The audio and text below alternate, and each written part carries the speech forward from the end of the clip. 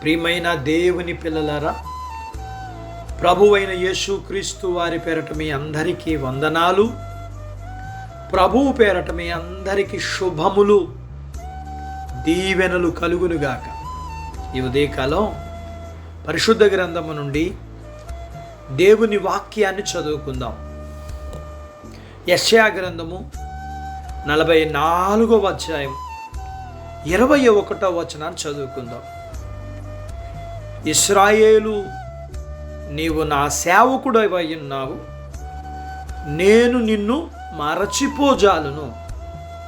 దేవుడు తన మాటలు మన అందరి కొరకు దీవించునుగాక. ఆమేన్. ప్రియమైన దేవుని పిల్లలారా, మన దేవుడైన యెహోవా తన పిల్లలను, తన సేవకులను, తన కొరకు జీవించేవారిని నిరంతరం ప్రేమించేవాడు. వీరిని ఎన్నడూ మర్చిపోయేవాడు కాదు. ఆయన వారిని ఏదో కొంతకాలం మట్టుకే కాదు కానీ శాశ్వతమైన రాజ్యం కొరకు ఏర్పాటు చేసుకున్నాడు. మిమ్మును దైవ కుటుంబములోనికి పిలిచినప్పుడే మీరు భవిష్యత్తులో ఏమవుతున్నారో ఆయనకి తెలుసు. మేఘాలను చెదరగొట్టినట్లుగా ఆయన మీ పాపాలను తుడిచివేస్తాడు. ఒకసారి మన పాపాలను క్షమించిన తర్వాత మళ్ళీ ఎప్పటికీ వాటిని బట్టి మనలను ఆయన బయటికి నెట్టివేయుడు. ఈ విషయం మనకి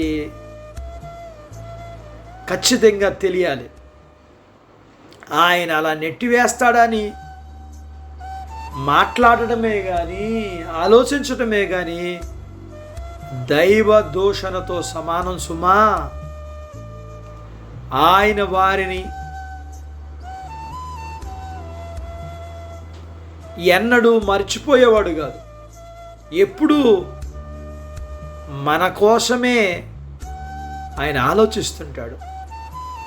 ఒక్క క్షణం కూడా ఆయన మనల్ని మరిచిపోడు. ఒకవేళ మరిచిపోయాడా మనం నశించిపోతాం. అందుచేత ఆయన మనతో ఇలా అంటున్నాడు, నేను నిన్ను మరువజాలను. మనుషులు మనల్ని మర్చిపోతారు. మన వలన మేలు పొందిన వారు మన మీద తిరుగుబడతారు. చంచలమైన మనుషుల హృదయాల్లో మనకు చోటు ఉండదు. కానీ దేవుడు తన యథార్థమైన పిల్లలను, సేవకులను ఆయన ఎప్పుడూ మర్చిపోడు. మనం ఆయన కొరకు చేసిన దాన్ని బట్టి కాక, ఆయన మన కొరకు జరిగించిన దానిని బట్టే మనతో అనుబంధం కలిగి ఉంటాడు. మనలను ఆయన ఎంతో కాలంగా ప్రేమిస్తున్నాడు. మన కోసం ఆయన ఎంతో వెల చెల్లించాడు. కాబట్టి ఆయన మనలను మరచిపోడు.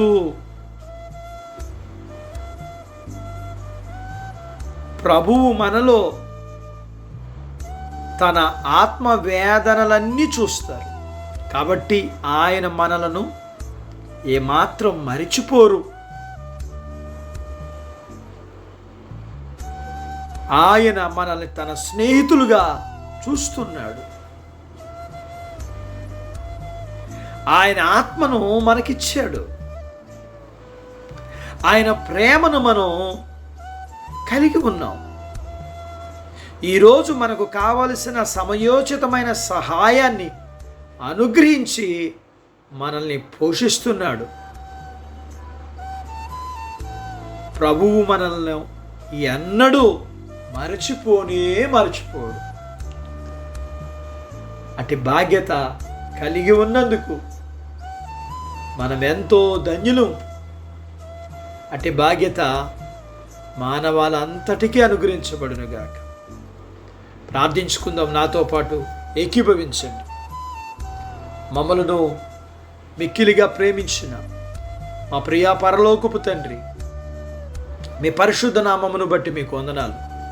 ఈ ఉదయకాలం మీ పాదాల దగ్గర మీ లేఖనాన్ని మేము నేర్చుకోవడానికి సహాయం చేశారు. నేర్చుకున్న లేఖనపు సత్య ప్రకారం మేము మీ చేత ప్రేమించబడిన వారు, మేము మీ స్నేహితులం, మీ ఆత్మను కలిగిన వారు, మీ కృప చప్పున మేము పోషించబడుతున్న వారు. మీ ప్రేమ అన్నటికీ మమ్మల్ని మర్చిపోదు. అది అర్థమయ్యే బాధ్యత ప్రతి వారికి అనుగ్రహించబడటానికి సహాయం చేయండి. మీ పిల్లలను మీరు దీవించండి. చిన్న బిడ్డలను, యవనస్తులను, వృద్ధులను, స్త్రీలను, పురుషులను దీవించండి. వారి చదువులు, ఆరోగ్యాలు, ఉద్యోగ ప్రయత్నాలు విజయాలు ఇవ్వండి. ఉద్యోగాలలో ప్రమోషన్స్ ఇవ్వండి. చేతి పనులు, వ్యాపారాలు, పొలాలు, పశువులు దీవించండి. వివాహాలు కాని వారికి అవ్వటానికి, గర్భఫలములు లేకున్న వారికి ఇమ్మని, గర్భఫలము కలిగిన వారికి సుఖమైన ప్రసూతి ఇమ్మని, ప్రసూతి అయిన తల్లి పిల్లలకు ఆరోగ్యాలు ఇమ్మని, మీ పిల్లల అవసరాలు, సమస్యలు, బలహీనతలు, రుణాల నుంచి విడిపించి మీ పిల్లలను మీరు దీవించి ఆశీర్వదించమని యేసు ప్రభు వారి పేరట స్తుతించి ప్రార్థించి అడిగినవన్నీ పొందుకొని ఉన్నాము తండ్రి. ఆమెన్. దేవుడు మిమ్మల్ని దీవించునుగాక. ఆమెన్.